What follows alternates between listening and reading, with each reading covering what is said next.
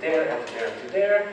And at the end of the line, we get data of, in some ways, a higher quality, but how do we get the innovations back? And there's many things that we don't get back if you only go to the aggregation route. For instance, in my example, I was searching, and just for this example, I found immediately what I was looking for. Of course, in practice, this took me some iterations. So all the failed searches, they're super important data for the collection managers, because they are indications of extra metadata they should be adding to make their atoms more discoverable.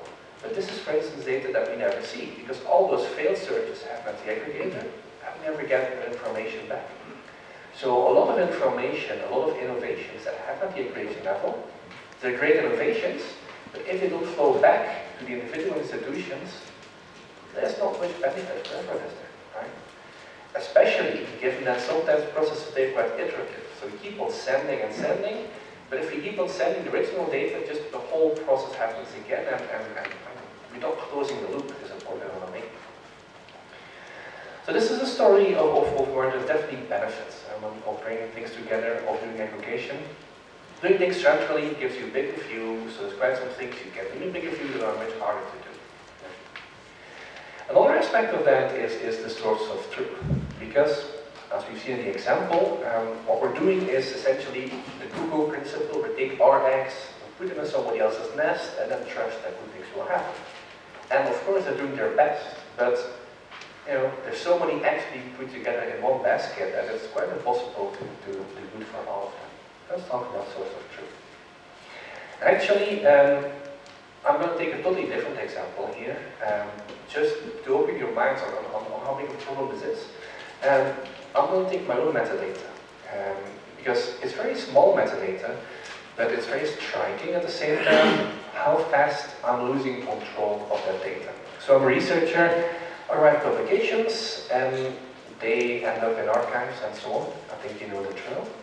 But I'm not losing control of my data. And in this story, take it as a metaphor, analogy of what's happening to cultural heritage metadata as well.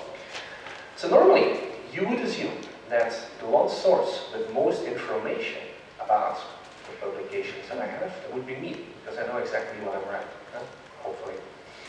Would be me. But actually, there's a whole range of organizations out there that think that they know better than me what I'm doing.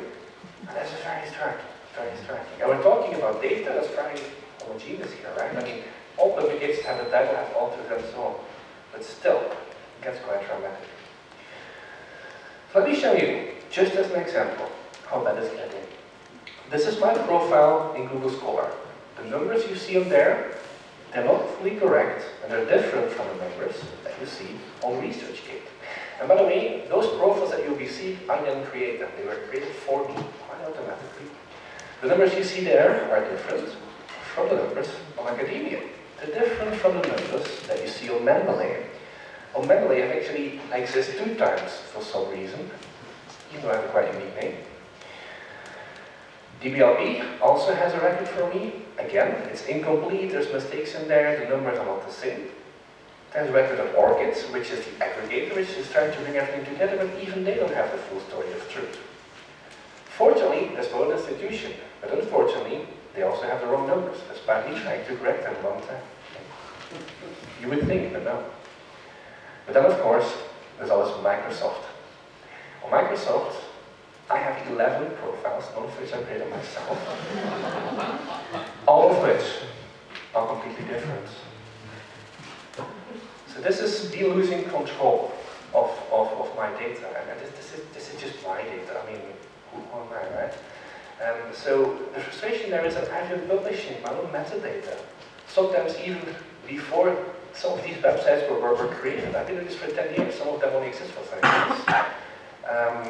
And the only correct record that I have is what I publish myself on my websites.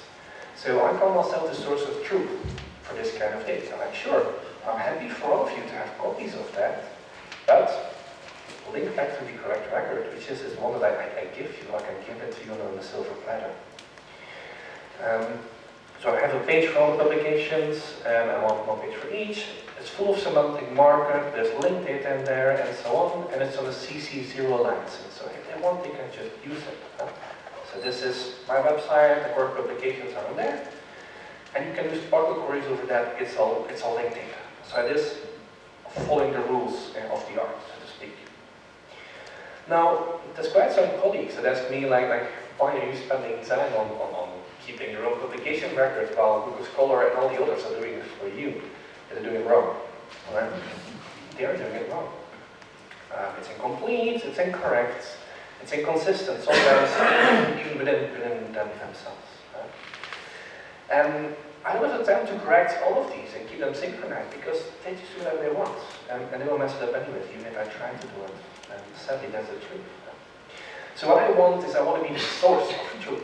Like, I'm not saying they cannot have a copy or have a profile, but the source should be me. That doesn't mean to be the only source, right? And this is in terms how you should think about the network. Decentralization does not mean that, look, it's only the one source. It means that the source where data comes from is a source of truth. This is where it starts from. Okay? So of course I have this recurring dream / fantasy in which they would just take my data because it is there. Wouldn't we all wish that, right? And they can have it for free. It's a CC0 license. This is permissive as a guess, right? We'll get to it. And then sometimes even wish I could just pay it. Like, look, you know what? Here's just take it already. Right? There's no license for that. But if I wanted to do that, I would need to set up integrations with them, they would break, and so on. So these are the kind of frustrations that start boiling up. Now, this one was mine. You want a picture of that? You can have it. This is very important for the public and institution sector. There you go. There you go. By the way, the slides are also just on the web. I will share the URL with all of you, so you can have a look at it if you want. The point here being that this is just my story, but I'm a very, very small scale metadata publisher. Imagine how it is for the larger publisher. Right? You lose total control of your data, mistakes are being made on the line, and the thing is, all of those services, they claim to add value, and they do. They interlink to other authors and so on, and at the same time, I lose control and they mess it up. So this is my ants being taken out of my nest, and they do whatever they want. And they don't correct, and also, as I said before, none of the added value that they put into it flows back to me. So basically, only frustration to watch it work. That said, they do help in discovery. Like if people are looking for keywords on those websites, they end up with me. But if they stay on those networks, they will get an incorrect representation of me. So it's very important to make sure that, okay, they can use those for discovery, but do they also flow back to the source of truth? And this is, of course, the final part I want to talk about in regarding intentions, is this return on investment. That's really a big one. Because a lot of things get lost in translation when we do aggregation. Collections having their own accents, as we talked about, and the unique properties. Aggregators, they expect homogeneity in order to realize the benefits. Like it's sometimes the big data way of thinking is that, look, we just make everything look equally, and then you get a lot of benefits from it. It also means that some of the properties in which institutions invest a lot are the ones that get lost. So the unique accents, sorry, but they don't fit the schema, so they have to go. So this is a difficult situation in a sense.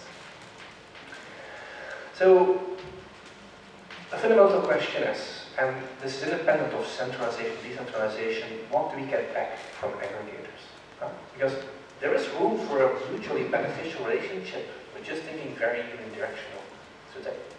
All of the benefits that we talked about before, right? So all the things that they put in them, the interlinking, the quality checks and so on and so forth, we could get them back.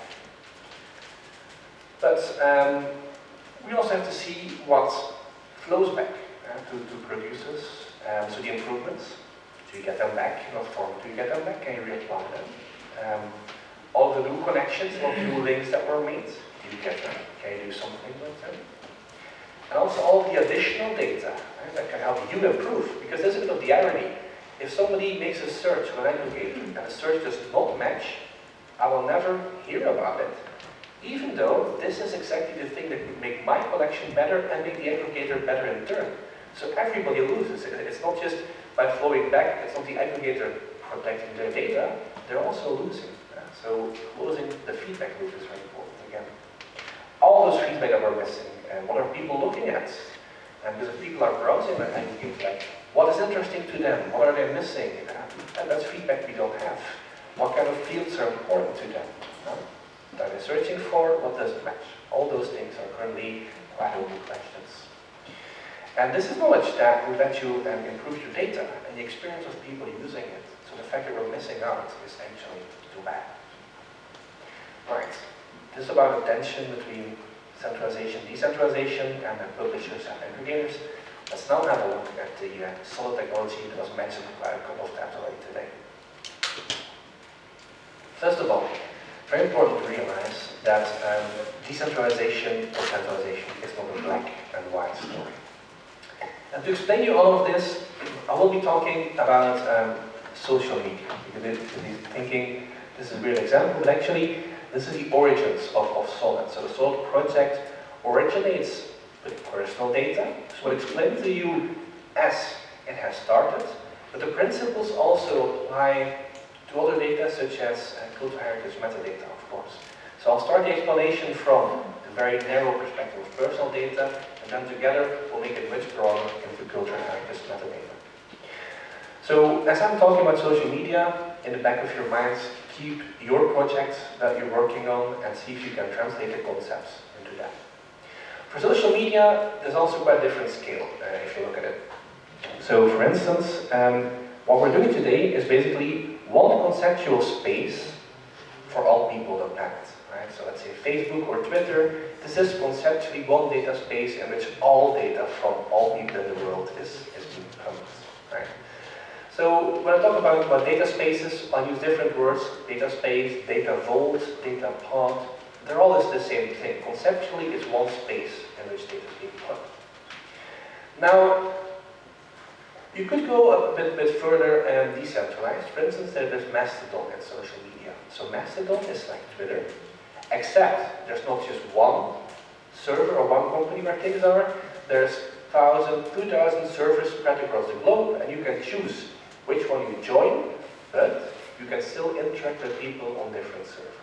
So that's one step already. But still, one server has maybe 1,000 users, so it's still shared infrastructure.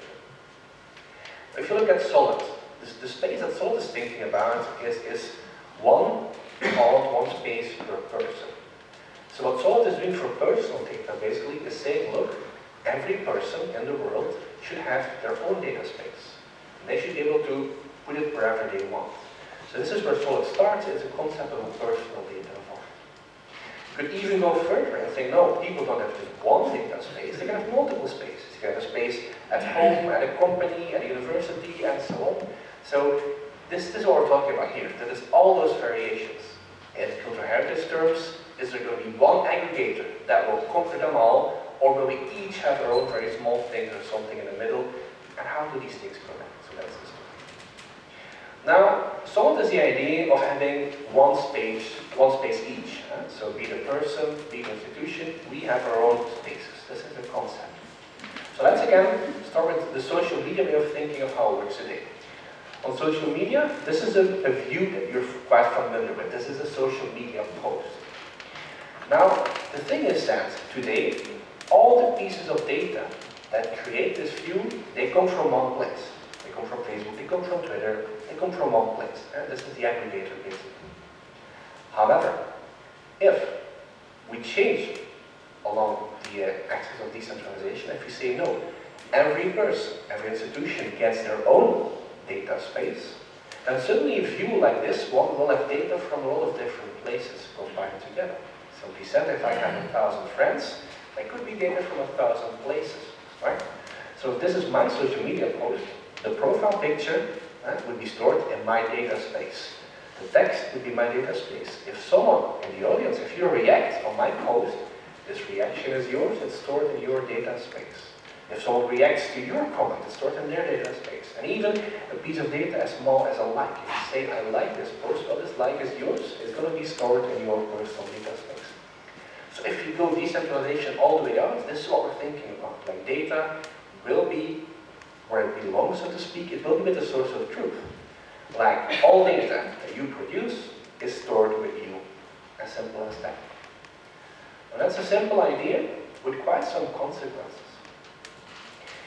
Let's have a look at the internet, the web that we have today versus the web that we would have if we all have such a personal data space. So today, our data is very closely coupled to applications, and they're one and the same thing. When I say Facebook, I mean my Facebook. It's the application that contains my data. There's no other way of doing that. And this way of silo thinking is very problematic for a lot of reasons, and newspapers are full of privacy scandals and so on and so forth, but that's not really the issue. The issue is that, very simply said, with an example, I cannot share Facebook pictures with my LinkedIn colleagues. There are walls in between. If I want to do that, I have to move the data or I have to move the people. And this is what's constantly happening everywhere. Because we also have to move the data and copy it around, we lose control of the data. This is how I end up having 20 different profiles. So the fact that we cannot share easily across those silos creates all kinds of copy problems. And also synchronization problems, for instance. If something is fixed in one place or updated in one place, the other doesn't follow. So basically it's 2020 and we're still moving data around all the time because we haven't settled on what our sources of truth are. Now if we switch to a world in which people have their own data spaces, then we end up on the right-hand side. And what you see there is basically those rectangles. They're the same applications, but data has been pushed out, has been pushed into our personal data spaces. So this means that the portals that we use to browse data, they can still exist. It's just that they don't contain data anymore, because the data is with the source of truth, conceptually. And this has a couple of advantages, because the left-hand side today, we all use the same apps, the same portals. Because they give the best experience? No, because this is where the data is. Again, take the example of Facebook. You have literally grandmothers and grandchildren using the same app because it's the best experience for both of them? No, neither of them have a great experience. It's just where the data is. That's the same thing we're doing with data portals. We're all using those portals because they're the best for what we want to do. Not always. Sometimes if we're lucky, we're using them because this is where the data is. So this story here fundamentally is about separating the data from the applications, because then we can give people a better experience. So the right-hand side is a world in which I can use different applications from what you're using, and still we can work together, because we're together on this data which is the source of truth. The data is not with the applications. This is an important foundation for working together. So this is great for people, but if you think about it, it's also very great for companies and institutions. Because the problem that we have today is we have a competition that's based on who has the most data. Like if you have an application that doesn't work well, but you have a lot of data, then this is where people have to go. And this blocks innovation, and this is for me what it's really about. We have innovation blockers, and there's two problems there. On the one hand, the big ones, they don't innovate. Again, taking social media, the Facebook product hasn't really evolved in 10 years. For 10 years, our social media feeds have been roughly the same because they can touch it. First of all, they already have the data, now they touch it. Second, they're building applications for the average user. So any change they make has to work for everyone. As such, those things cannot evolve. The second thing can be even worse. If you have a player in the market who says, I have a new idea how to do those things, well, tough luck. They don't have the data, so they cannot bring a better product into the market. So the things that John mentioned about licenses coming in conflict and so on, well, yeah, if you can access the data, you cannot bring a better product into the market, you cannot give people a better experience. Whereas what we have, if we go to the concept of data spaces and source of truth, is that we have separate competitions on two levels. On one hand, we have competition between applications. On the other hand, we have competition between the data sources. And I'm saying competition as in a healthy way, because the left-hand side is one of co-evolution. There is no competition there, so making your data better doesn't really help because there's copies elsewhere anyways, and so on. Whereas here, it's a competition in which if you innovate, that benefits from that. So this means there's going to be different portals for different people giving different experiences. There's going many different data sets and they can all evolve.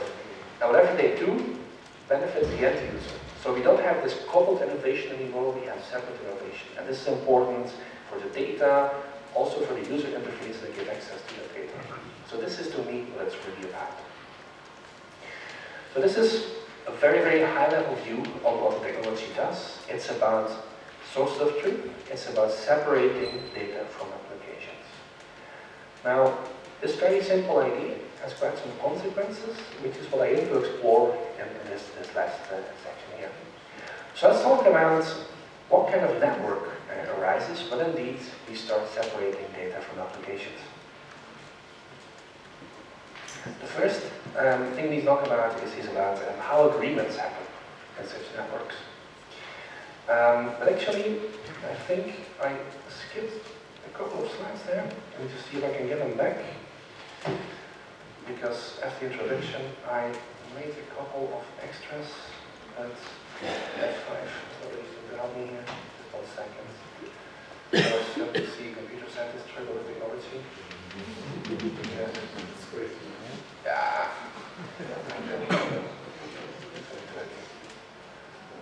Yes, I'm getting them.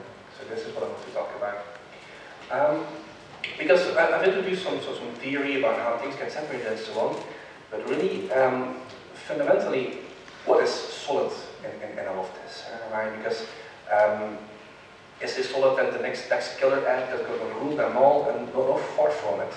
So if you remember one thing about solid, solid is like the web.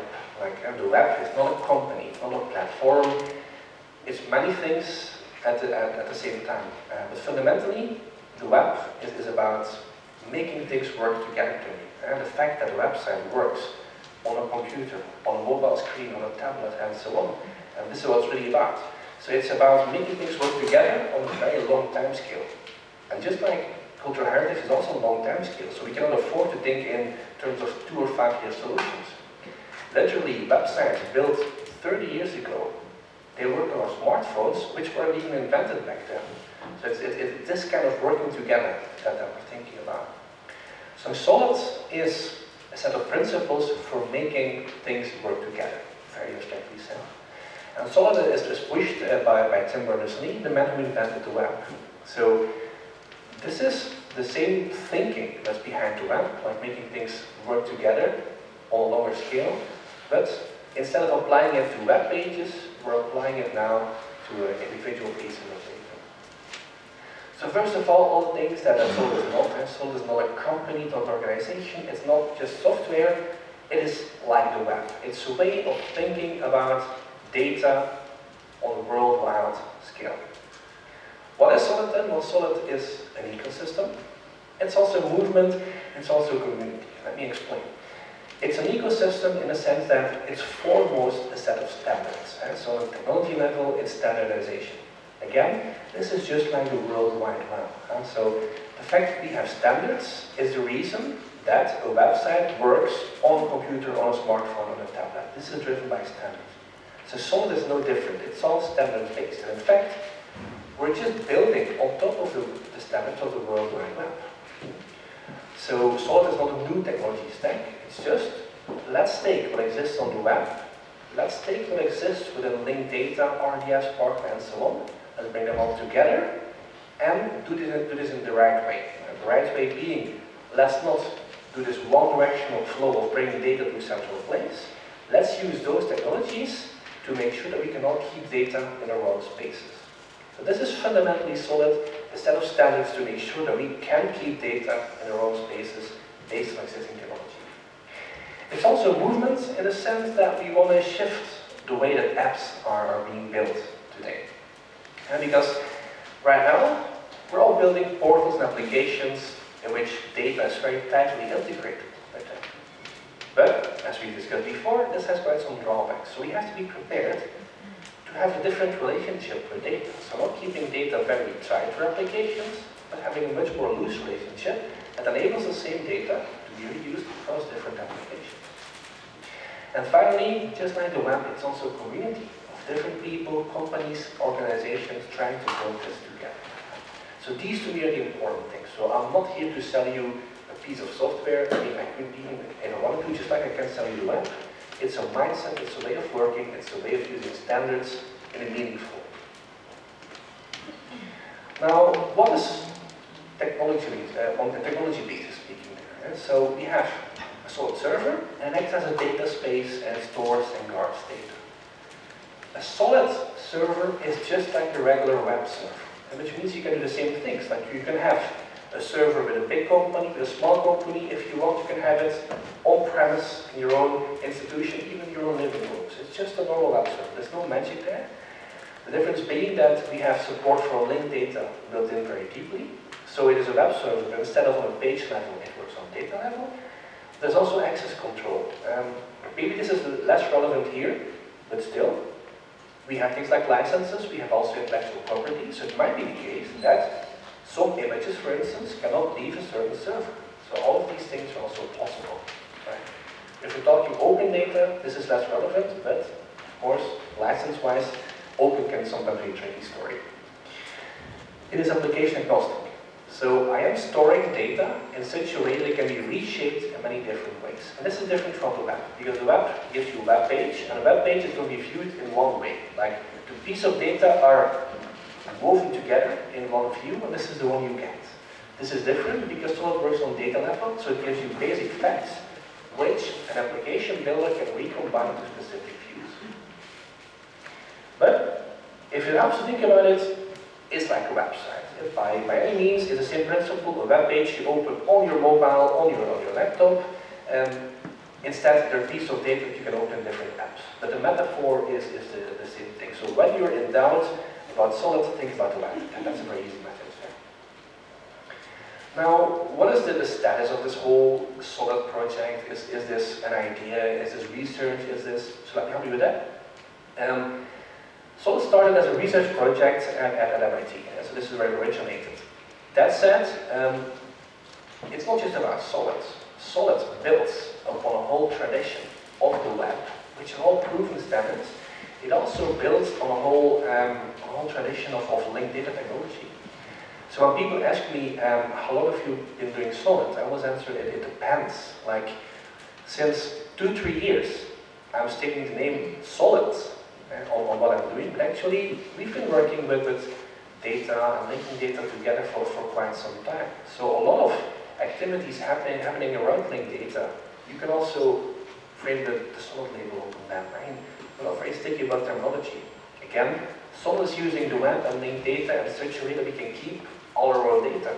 So everyone who has been working on linked data for that purpose, such as all the ontology work that happened and so on, has been doing things in the same spirit. It just didn't have this name yet, but it's this thing really. Yeah, so Solid just says, look, let's keep on doing these things, but let's make sure that people remain a source of truth of their own data.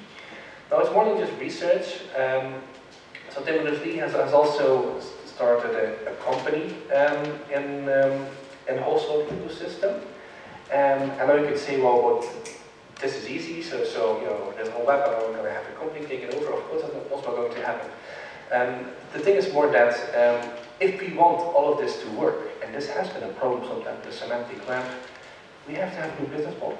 Right? This is not just going to work if you only have the concepts and the ideas and the research and the prototypes. So what Tim is doing right now is also showing that, look, yes, it is possible to have companies that work in this ecosystem and to make money in a healthy way, without having to take control of the data. So if anything, it is leading by example, basically. Because, as we'll see in the final part, you would maybe think that, oh yeah, so there's going to be no work for them anymore, because institutions take control of the data, and that's it. Actually, it gets much more interesting than that. There's quite a lot of tasks to take up in the network. This is why we need multiple companies like that. So see Inrupt as one company in the ecosystem, and actually, if they would remain the only company, then the whole ecosystem loses. Because the idea, as I've explained in the beginning, is all driven competition. It is the fact that there's different implementations of things. So if they would take over, the whole ecosystem would collapse. It is, however, very good news in the sense that this is a company with quite some budget behind them, so they have also the capacity and the power to turn this into a bigger story. So it's not just an academic idea, there's real companies behind it that will make it grow, but it is an open ecosystem, so it is at the same time an invitation to different companies to see what role they could be playing in the ecosystem and what's in it for them. And there are many roles. So now let's jump into the third part about the kind of agreements that are needed to make it work. And this is one of my favorite starting points, which is called the paradox of freedom. And then this is super important in this whole story. Simply said, freedom only exists because there are certain rules that we stick to. So, I can take my car and I can drive around all of Rome, all of Italy, all of Europe, as far as I want, right? Why? Because I stick to the rules. Because the moment I want to drive the left-hand side of the road, I'm not going to go anywhere, right? So this shows that we need, if we all want to do whatever we want, we'll need a minimum set of rules, such that it works for everyone, because otherwise we're going to get nowhere. The question is, what is the minimum set of rules? Because I don't want to be told exactly where to drive in my car. I just want to stick to the minimum rules, so they work for you, work for me, but we can all still do what we want. So it is a quest of what's the minimal set of meaningful rules that we can all follow to pull off all of this. So you can only be free if you follow rules, but at the same time, let's try to minimize the rule set. So decentralization fundamentally means we want to make our own choices, which is a good thing.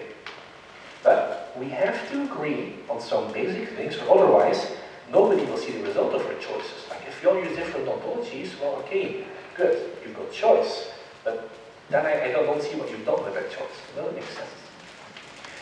Now, the key thing is, and that is sometimes forgotten, is that agreements can be layered.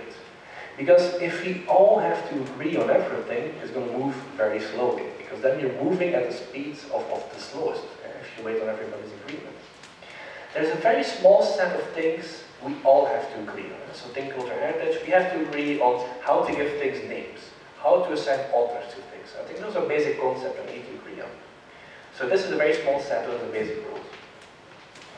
Then, there's a slightly smaller group that needs to agree on slightly more things, such as if you're talking about physical objects, you might want to talk about places, about the dimensions they have, and so on.